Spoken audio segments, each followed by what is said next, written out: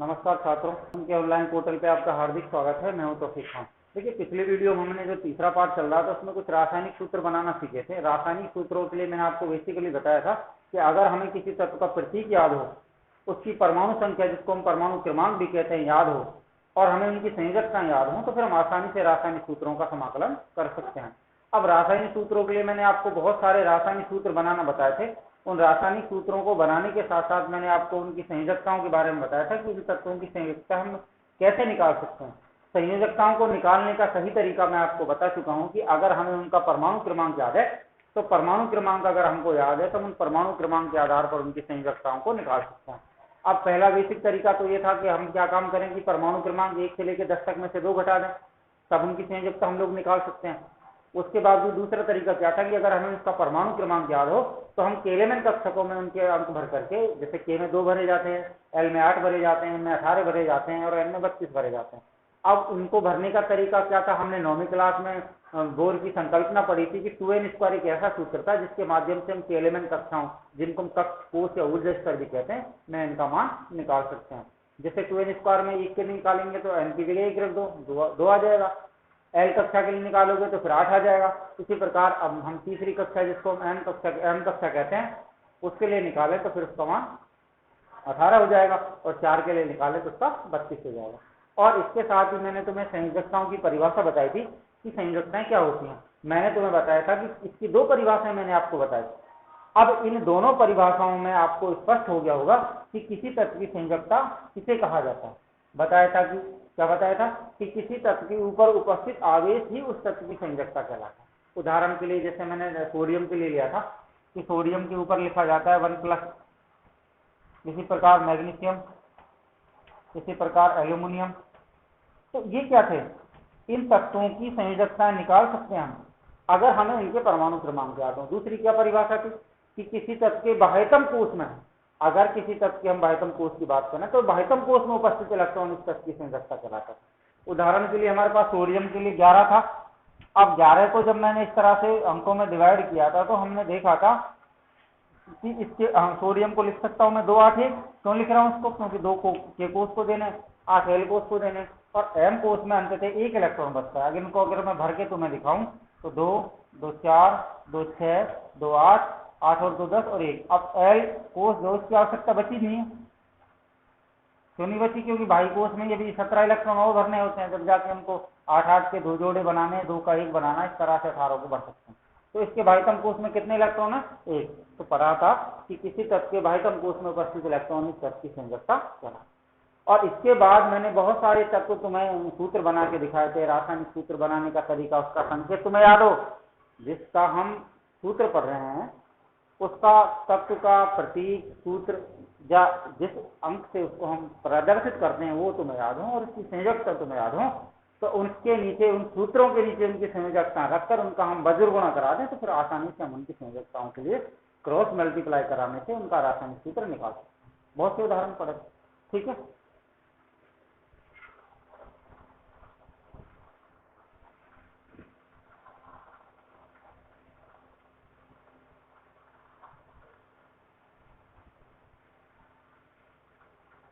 देखिए,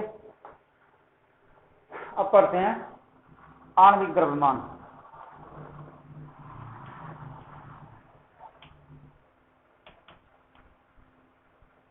आणविक द्रव्यमान क्या है, देखिए आपको याद रखना है, आणविक द्रव्यमान, हम किसी भी सूत्र का आणविक द्रव्यमान निकाल सकते हैं। इसकी परिभाषा क्या है, किसी पदार्थ का आणविक द्रव्यमान उसमें उपस्थित कुल परमाणुओं की संख्या के योग के बराबर। किसी तत्व का, किसी पदार्थ का आणविक द्रव्यमान उस तत्व में उपस्थित सभी परमाणु द्रव्यमान संख्याओं के योग के बराबर। अब उसकी जो टोटल परमाणु की संख्या है वो आणविक द्रव्यमान को प्रदर्शित करती है। ये तो उसकी परिभाषा हो गई। उदाहरण के लिए हम जैसे निकालते हैं, जल का आणविक द्रव्यमान निकाल के देखते हैं, H2O का आणविक द्रव्यमान निकालें।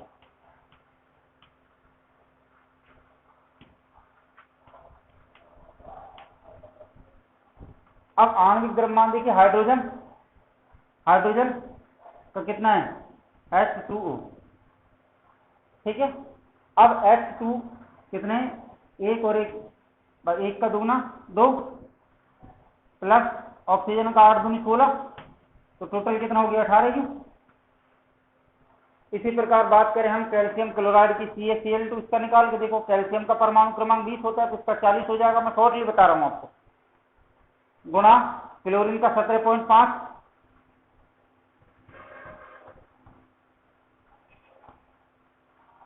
ठीक है, 2 बार कर लेते हैं इसको, 17.5, इसको आगे हल कर लो, 17 दूनी 34 और 1 35, बस 17 दूनी 34 और 1 35, 35 और ये कितना हो गया, इनको जोड़ लो। लेकिन क्या ये सही है? देखिए 17.5 इस पे 111 यूनिट क्यों नहीं निकाल सकते? ये बात आपको समझनी है कि किसी तत्व का अगर हमें परमाणु क्रमांक याद हो तो उसका परमाणु भार निकाल सकते हैं, और परमाणु भार इस आणविक द्रव्यमान के लगभग बराबर है। समझ लो बात को? तो अब देखिए और भी हम जैसे बात करते हैं, और देखिए इनको शॉर्टली आप अंदाजे से नहीं निकालना इसका। जैसे बात करें हम H2SO4, तो H2SO4 को भी आप निकाल सकते हो, कोई भी सूत्र हो तुम उनको आसानी से निकाल सकते हो अगर उनका तुम्हें परमाणु भार याद, ठीक है।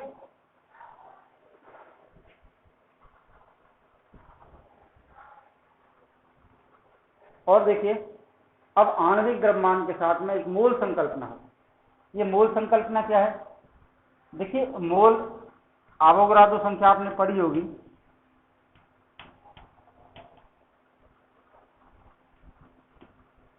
ये मोल संकल्पना क्या है?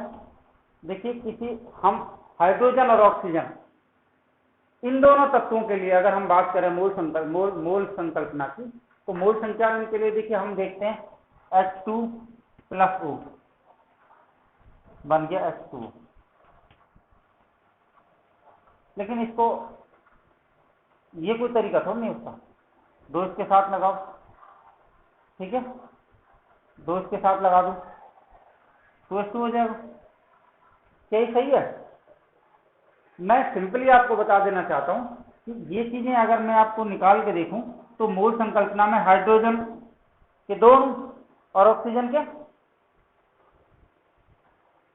अब देखिए ये चीजें दोनों कॉमन है।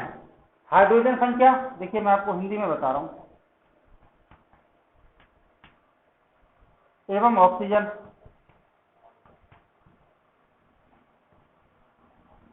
अब हाइड्रोजन की संख्या और ऑक्सीजन संख्या, इन दोनों तत्वों की अगर मूल संख्या की बात करें तो इनमें देखिए हाइड्रोजन का तो 2 और ऑक्सीजन का 1, अगर मैं अनुपात के रूप में देखूं तो इनका 2:1 है।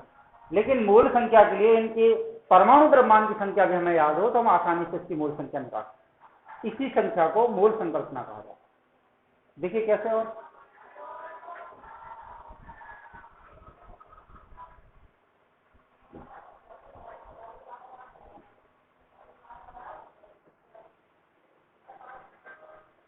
इसी प्रकार देखिए जैसे बात करूं मैं हाइड्रोजन सल्फाइड में, अब हाइड्रोजन के अणुओं की संख्या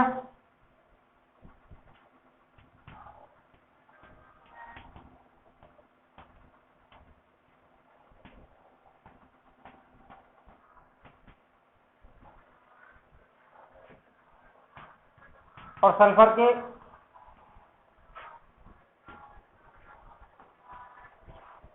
तो इन दोनों में देखिए आपको स्पष्ट आ रहा होगा कि हाइड्रोजन के तो 2 और सल्फर का 1। मैं इसके अनुपात की बात करूं तो इसका भी 2:1 हो रहा है। अब टोटल संख्याओं का अगर हम द्रव्यमान निकालें तो हम देखते हैं कि इनका अगर हम दुगना कर दें तो फिर इनकी मूल संख्या, इन संख्याओं को हम मूल संख्या के रूप में परिभाषित कर सकते हैं। ये बात आपको बेसिकली याद रखनी। तो ठीक है दोस्तों, ये पार्ट, अब इसमें और भी कुछ हो तो आप बता देना मुझे कमेंट करके। ये चैप्टर तो खत्म हो चुका, ठीक है। इसमें मुख्य क्या था, इसमें परमाणु की संरचना, परमाणु की परिभाषा और रासायनिक सूत्र बनाना, ये समझ। अब अगले चैप्टर को मैं इसलिए इसमें से अभी अब इंक्लूड करना चाहता हूँ, तो वो इंक्लूड हो सकते हैं, लेकिन फिर वो वीडियो मैं चाह रहा हूँ कि अगले चैप्टर जो नए ढंग से स्टार्ट हो, तो नए ढंग से स्टार्ट करने के लिए हमें क्या करना है, तो नए ढंग से स्टार्ट करने के लिए मैं अगली वीडियो में उनको इंक्लूड करना चाहता हूँ। लेकिन अब इस वीडियो को किस तरह से हम पूरा करें, देखिए वो चीज़ आपको समझनी है। तो इसमें कुछ चीज़ें हैं, वो चीज़ें अगर रह गई हो तो आप उनको कमेंट करके मेरे से पूछ सकते हो। अब पहली बात तो आपको ये बात समझनी है कि हमने जो परमाणु के बारे में पढ़ा था परमाणु हुआ, अणु हुआ, रासायनिक सूत्र बनाना हुआ, इस तरह से कुछ हमारे पास दार्शनिक मत थे परमाणु को सुझाव देने के लिए, परमाणु को परिभाषित करने के लिए, परमाणु के स्ट्रक्चर के बारे में जो हमारे पास रासायनिक मत थे, उन मतों को, जिनमें हमारे पास दो तो भारतीय दार्शनिक थे, एक तो हमारे पास महर्षि कणाद था, एक फकुदा काव्यायाम था, दूसरा हमारे पास दो ग्रीक दार्शनिक थे, एक तो ल्यूसिपस था और तो डीमोक्रिटस, ये दोनों इन्होंने परिभाषित किया था कि वास्तव में परमाणु होता कैसा है। अब इन सारी बातों को, जो कि 18वीं शताब्दी से पहले तक की बातें थी, ये बातें केवल दार्शनिक मतों पर थी। इस कारण से इन दार्शनिक मतों के बारे में सही ढंग से कोई हमारे पास विज्ञान के प्रमाण नहीं थे। अतः वैज्ञानिक प्रमाण देने के लिए सबसे पहले डाल्टन ने अपना परमाणु सिद्धांत दिया था। उसने कहा कि परमाणु किसी तत्व का वह बारीक और महीनतम कण है जिसको और तोड़ा नहीं जा सकता, अर्थात परमाणु अविभाज्य कण है। देखिए, किसी तत्व की महीनतम और बारीकतम संरचना को हमने परमाणु कहा। दूसरी ये क्या है, रासायनिक द्रव्यमान और ऊर्जा रासायनिक स्थिर अनुपात के नियमों का पालन करते हैं, रासायनिक संरक्षण और उसके द्रव्यमान का भी ये पालन करते हैं। उसके बाद देखिए, हमने फिर कुछ रासायनिक संख्याओं के लिए संकेत देखे थे। मैं आपको वैसी के लिए बता देना चाहता हूं कि देखिए, जैसे मैं कुछ तत्व लिख रहा हूं, हाइड्रोजन, ये मैं तुम्हें बता रहा था, हाइड्रोजन का संकेत 1, परमाणु संख्या 1 प्रतीक नंबर, दूसरा है हीलियम,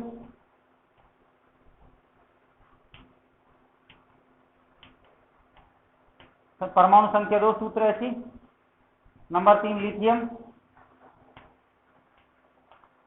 परमाणु संख्या 3, 4 beryllium, B, 5 boron, B, 6 carbon, C, 7 nitrogen,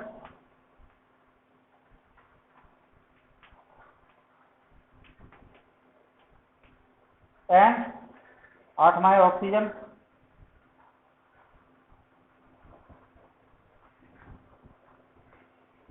तो अब देखिए, ये चीजें तुम्हें याद रखनी है।